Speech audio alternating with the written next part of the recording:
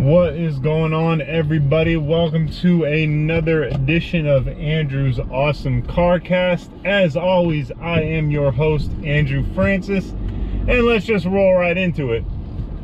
So, for those of you who were paying attention, which very few, I'm assuming, because who the hell would watch this? I did not post a video last week because I was not here last week. And by here, I mean in the state of California where I live. I was in Dallas, Texas for work. And again, for reference, today is Monday, June 24th. So all last week from Sunday to Friday, I was in Texas. So I figured I would just kind of talk about what was going on over there and my weekend and whatnot. So there's actually a little bit of a story to this. So as I've stated before, I'm an insurance broker, and the way I work is very unique because of my boss, and my bosses, I should say. So my boss, who I work under directly, the guy I see and work for every day, he has 3 partners, and the 4 of them combined all share a book of business. So when one of them closes an account, they split the commission 4 ways. You know, like when one closes an account, everyone gets paid. So because of that, like, everyone who works for these 4 guys, like, we're all pretty much on the same team. We all help each other out. And so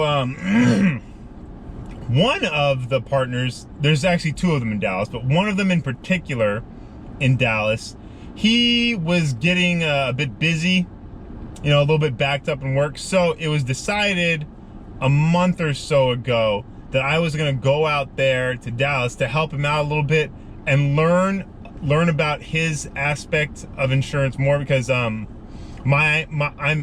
primarily do casualty, he's property. So I was going to go out there and help him out and learn more about property. But so what happened about a week and a half, 2 weeks ago now or so, was his assistant, the property guy's assistant, who was, I can say her name because she doesn't work with us anymore. Her name was Shelby. She was at, I believe it was some sort of convention or something like that with other insurance type people. I was never explained exactly what it is, but anyways, she was at this thing, and, you know, she's mingling, talking with other people, you know, like, tell them, like, oh, you know, what do you do? It's like, oh, well, I do this, that, and the other thing, yada, yada, yada.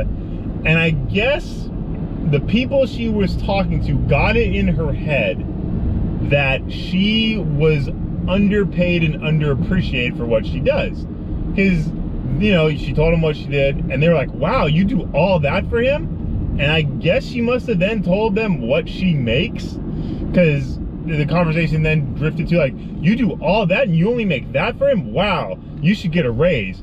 Or and a bunch of them, and this is my guess where the real trouble started. Just tighten the camera a little bit. Was they said, like, you should come work for me. I could pay you this, that, and the other thing, yada, yada, yada. You know? So, so she and then I don't know if the alcohol was flowing this entire time or that came later. I don't know. But anyways, at some point, she gets very drunk, and it gets to be like around midnight, and she starts drunk texting my boss, the one in Texas, the property guy. And she starts drunk texting him, like, you need to pick up your phone right now, this is very important, we need to talk, da, da, da, and like just a barrage of text messages. And now my boss out in Texas, he's a married man with 2 very young kids. So, you know, sleep comes at a premium to him. And, you know, and then just, I'm gonna hope and assume that his phone was on silent here, so, you know, not to wake up his family. But eventually he sees these text messages and he calls her back You know, like what's going on? And she drunkenly tells him, like, I do all this for you. Duh. I demand a raise and this and that and the other thing, or I'm quitting. And so my boss was just like, okay, bye. And so she was fired / quit. You know, like, she did all this crap. Like, all 4 of my bosses got together, like, yo, we just take this as a resident. Like, oh, absolutely, get her the F out of here. So that was the end of Shelby. But so, because Shelby was now gone, you know, my boss out in Texas, he has no one, he you know, he doesn't have any more assistants. He has no one working under him, really, to help out. So he was just, you know, the work was just piling up even more. And so when I went out there, again, I got out there with the original intent to learn more about property. I was going to help him out for sure, you know, with the workload, but mainly I was going to focus on learning. But with Shelby gone, I now had to go out there, like, pick up her workload and kind of like learn it on the fly. And it was me, and then also the other partner out there in Dallas. He has an assistant who is also like helping out with a bunch of Shelby's work. And so the 2 of us were looking through all her work, and the other guy, he had been looking at it more extensively than I had. And we were both just like, this is fucked. Like, all or the majority of Shelby's work was just not up to par. And so not only did we have all this new work to do, but we then had to go back and fix just this garbage dump on fire that she left us with. Like, files were so incomplete, and the stuff that was done wasn't done properly, and it was just it's just it's still not over. Like, it's like I said, it's a wildfire, but now it's more contained. It ain't out yet, but it's more contained. So the whole time I'm out there in Texas, like, I'm working like 12 14-hour days trying to fix this crap, and again, still working on it.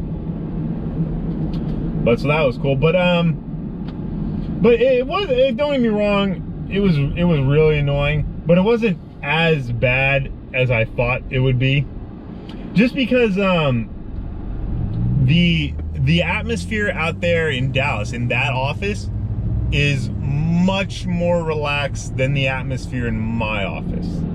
Like, don't get me wrong, my boss out there, they still want, you know, stuff done and whatnot, but the pressure I felt from them was way less than I feel on a daily basis here in LA. And that's just that just stings, you know, because I've bitched about my job before, but like, now to have confirmation, to know that like this is just a problem specifically to me, that other people who do my same job within the company just for other brokers, like, it seems to me like they have it a lot easier, like that their brokers are more understanding, more patient, and it's just me getting ragged on a lot more than I think is necessary. I mean, it's a matter of opinion, but yeah. So that was that part's a bit discouraging, but I mean, other than that, the work's about the same. So it's nice to know that, you know, I'm not, well, actually I still don't know about that. I was gonna say it's nice to know that I'm not doing more work than is necessary, but I still don't know about that, because I'm still only doing work for my boss and his partners. You know, I don't know how anyone outside of that partnership works, you know. But yeah, so overall the trip was okay, you know, work-wise it was okay. My only real complaint about it was, and I get it why they did it, because they wanted me there Monday morning, so it's fine. But so they sent me out there on Sunday. Like, my flight left at noon on Sunday, and that Sunday was Father's Day. So it bothered me a bit that I didn't get to spend Father's Day with my dad like I wanted to, or even got to see my, like, he's not my father, but get to see my brother, because my brother is a father. So, you know, like, my brother comes to the house to see my dad. And then, you know, like, I get to celebrate with my brother too, because he's a dad. But, you know, like, I didn't get to see anyone. I just had to, you know, I just got on a plane and went to Texas. So that was the only real part about the traveling that bothers me, other than the fact that I just hate airports in general. It's just annoying. Like, I am someone who is always uncomfortable on an airplane, just because I'm not overtly tall, but like, I'm 6'1". So, like, you know, I'm tall, but I'm not like freakishly NBA tall or anything like that. So I would like a little more legroom. The legroom I can tolerate though. Like, I can just kind of like cross my legs, shift a little bit. Like, I'm fine there. The thing with me is, like, I would love to be able to sleep on an airplane, but I can't for multiple reasons. One of which being, again, with the height thing, I just can't get comfortable. And especially like on a full flight. Both my flights going to Texas and coming home to California were full. So I just couldn't get comfortable. Like, window, aisle, it doesn't matter. I just can't get comfortable. So you would think that the solution would be to lean down on the tray table, you know? Well, apparently I am just tall enough where I just can't lean down far enough on the tray table. You know, I can't lean down far enough to comfortably rest my head on the tray table. It's like, I need that thing raised up like an inch or two and then I'd be golden, but no. But so it's fine though. It's like, I was a little tired on the plane, but I just kind of like powered through it. It's fine. I just played a lot of Nintendo Switch. Played some Zelda Breath of the Wild. And tangent about that game for a bit. So that game came out 2017 and it won Game of the Year.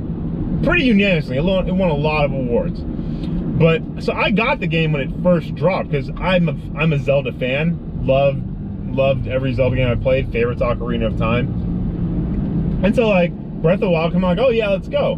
And I was just not enjoying Breath of the Wild.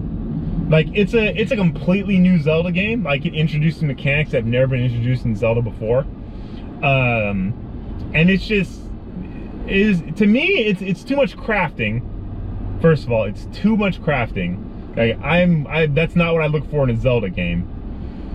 And like, granted, Zelda has always been a bit about collecting. Like, there's always been a collecting aspect, but like, they took that to the nth degree where it wasn't that much fun anymore. And the primary mechanic behind that is that in this Zelda game, your weapons and your shields break.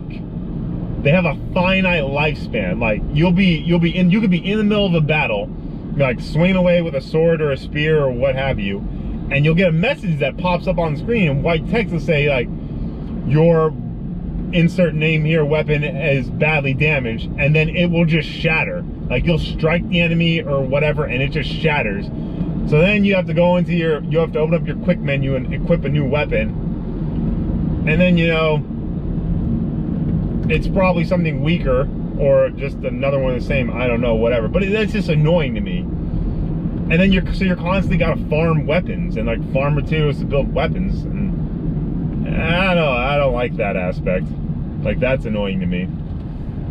Like, I know it's not a particularly new mechanic, like that kind of thing has kind of existed in Zelda before.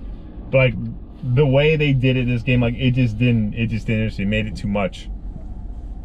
And then it's a very meaty game to begin with, and like, I couldn't get through it. And I played more on the plane. I was just like, yeah, like, I'm just kind of forcing myself to get through it, just because I want to, like, I want to try. I'm trying to like force myself to have fun with this game. But then I hit something in this game that just I was on a plane and in public. If I had been in my room or like in a more private scenario, like, I would have lost my shit. Like, I was doing my level best not to stand up in the middle of this airplane and just chuck my Switch across the plane and just dive into this curse-laden tirade. So Zelda, another thing, Zelda has always been about mazes and puzzles. and that's fine. Like, none of them are ever too, you know, too difficult. Like, it's fine. But there was just this one where it wasn't even that difficult. It's just the way they make you do it was exceedingly stupid and frustrating. So the Nintendo Switch has some motion control aspects to it. Like, you know, like there are games where, like, you know, you don't have to move the thumb, so you just like tilt, you know, like tilt it, move it to move the camera or whatnot. And so there's this one puzzle I found in Breath of the Wild. You found, it's a shrine where it's basically it's a marble. It's the marble game. You know, like the marble drops from below and you got to get the thing to the end and whatnot, yada yada yada. And the way this one was, though, it's like there was this platform suspended in midair, and the marble and the big boulder would drop down, and Link is controlling it with his little Sheikah slate. It's like a little computer tablet thing, don't worry about that, from a distance, and he's got to, you know, like tilt it and move the boulder to get to the end of the maze, and then you have to shoot the maze off a ramp to jump, you know, to jump this gap, and then it'll just travel down and fall into place.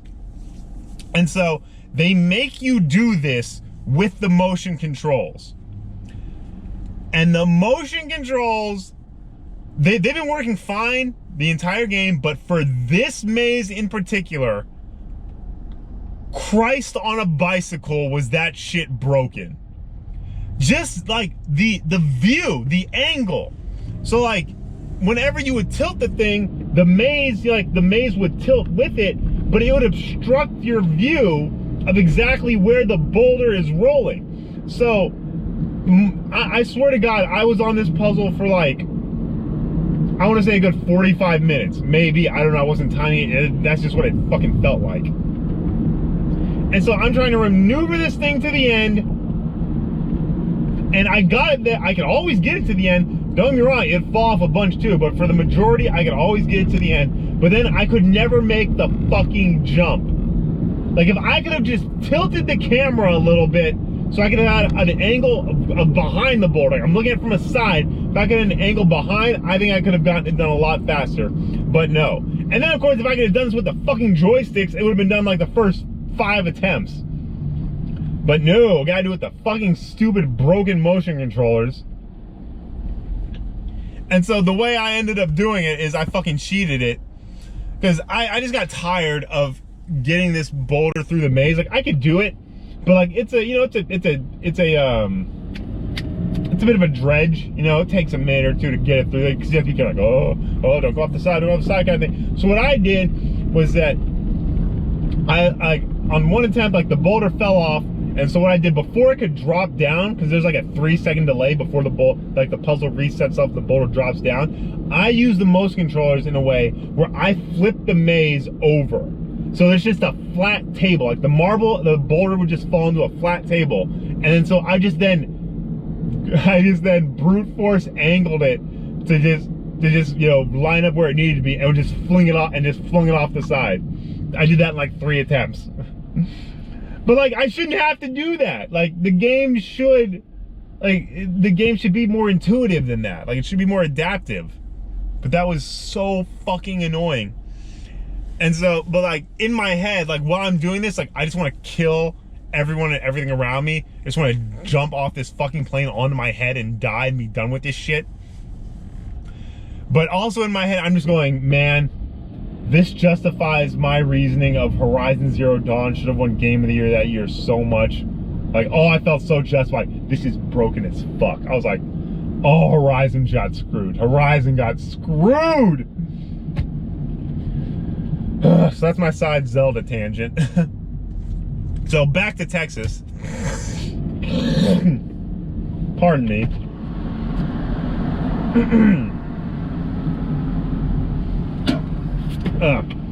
Sorry, I know that was gross. But that's another thing. That's another thing why I hate traveling and flying as well. I got sick when I landed in Dallas. Like, I felt fine. Don't get me wrong, like when I landed, I felt fine. Woke up the next morning, sore throat, couldn't even swallow a sip of water. Like, just misery that entire day. And then so like partway through the day, like I'm going to lunch with my coworkers, and they let me know there's like a little convenience store at the bottom in the lobby of the building, and like they sell cold medicine. So I just loaded up on that, and I was like, the next morning when I woke up, like I was still sick, but I was a lot better. But I was just fighting just congestion and a sore throat the entire time I was there, pretty much.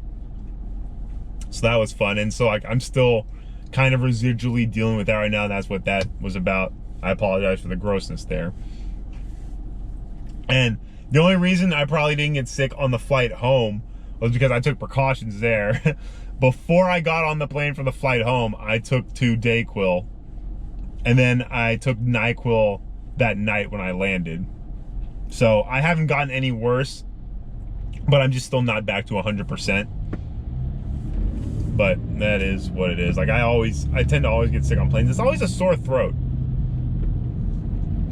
But hey, whatever. But back to Dallas. Dallas is this is the 3rd time I've been to Texas for any significant amount of time, I think. 2nd or 3rd. Because I may have been there as a kid. I don't fully remember. I know the most significant one besides this was last year when I went to RTX. That was Austin though. So I really only have. I know I've only ever been to Dallas and Austin. Cause like like I said, I have like a vague memory of going somewhere in Dallas when I was a kid. I don't know. That could be wrong. Whatever. But so yeah, compared to Austin, at least the part of Dallas I was in was way less interesting. Like I was like, don't get me wrong, I was there for work, so it wasn't a vacation, so there's a bit of an asterisk there. But before I left, I did Google like what's around where I'm gonna be. Like, is there any cool little touristy thing, you know, like within a reasonable distance I can do? Fucking no. There's just nothing. And like just around me anyways, like there wasn't like any good food. Like I think there was good food, but like nothing like special, like you can only get in Texas. Like, oh, you gotta, like, oh, if you're near this, you gotta get it. You gotta get it. You know, there is whatever. But I will tell you about the best thing I did eat there. Whataburger. Now, Whataburger, for anyone who might not know, is a chain restaurant that's basically located, and I looked up, the majority of the locations are in Texas, but there's some in like Oklahoma, and I think there's some in like Arkansas or whatever.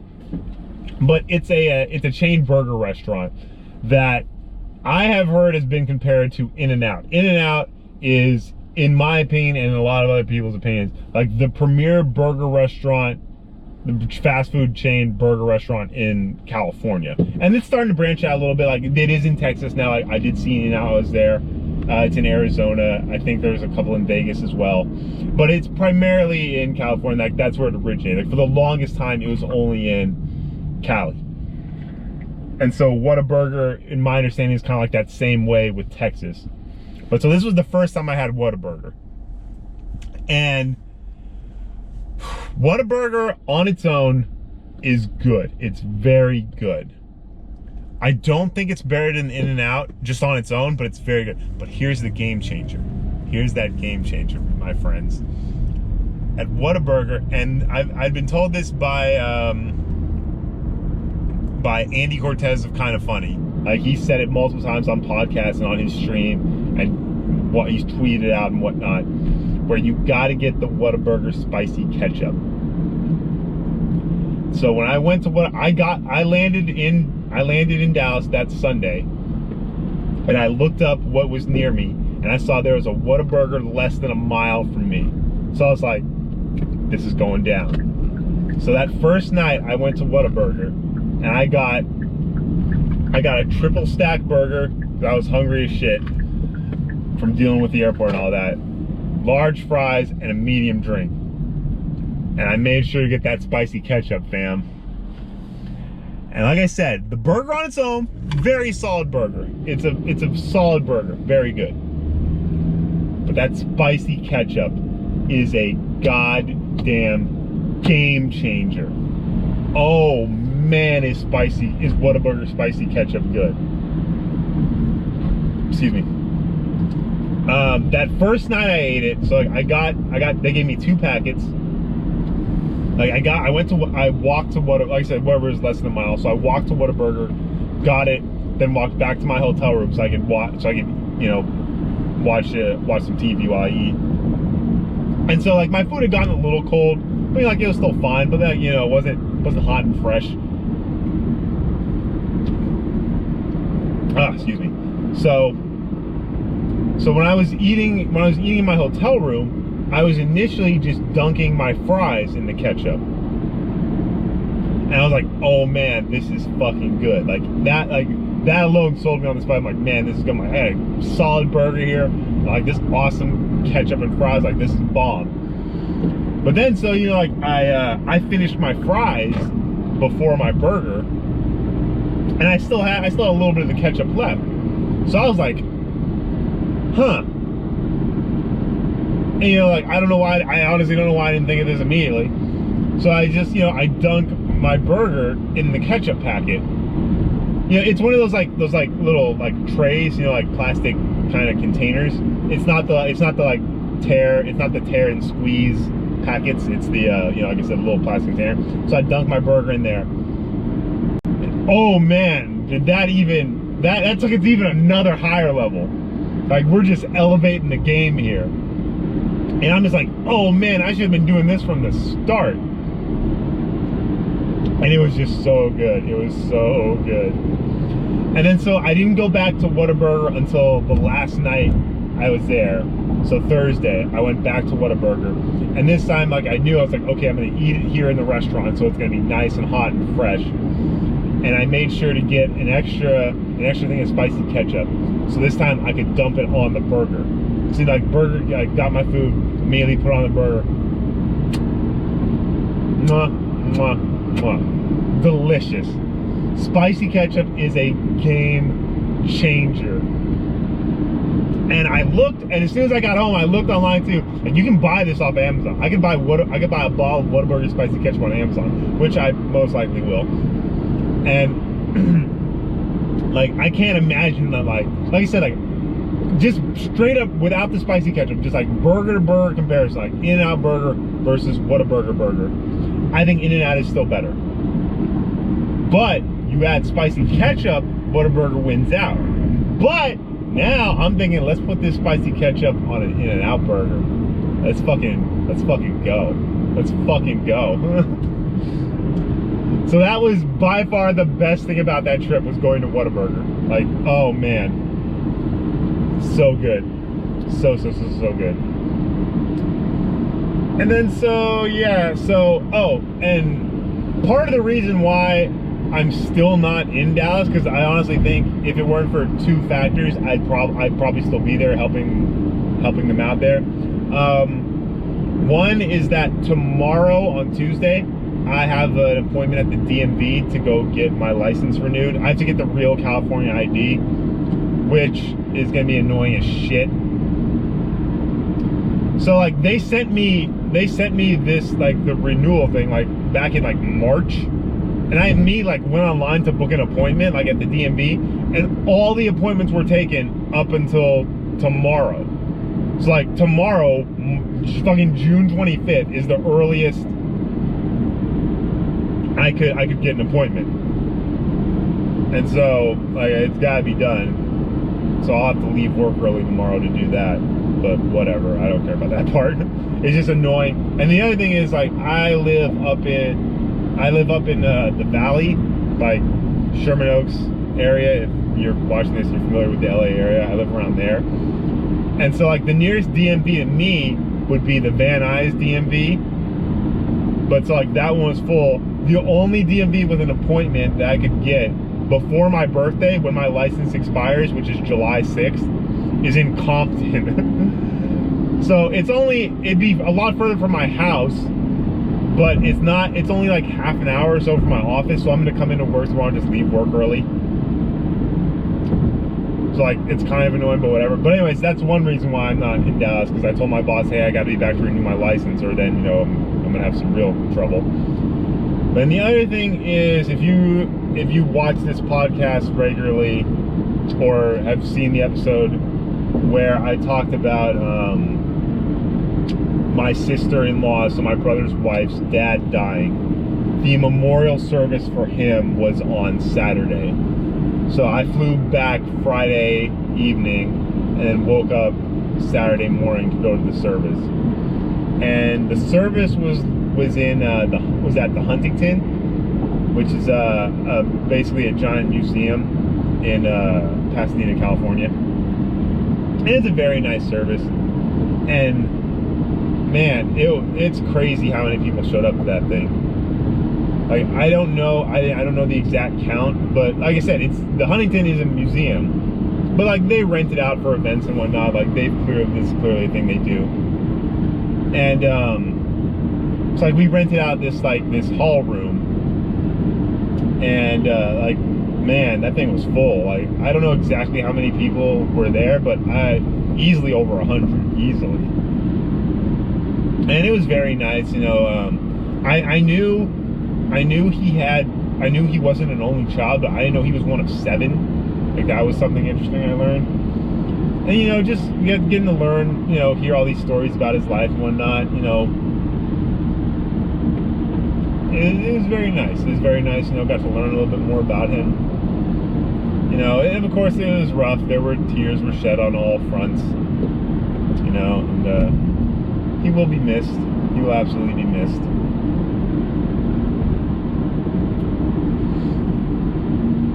And yeah, it was, like I said, it was, the best way I can describe it is just very nice.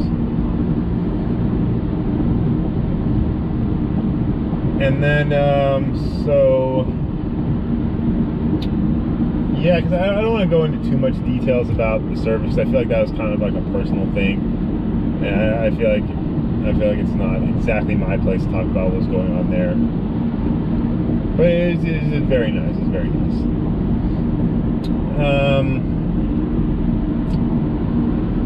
And so, yeah, that pretty much catches up on what I've been up to. Like I said, to a quick recap, I was in Dallas all last week for work. Then Saturday I went to the service.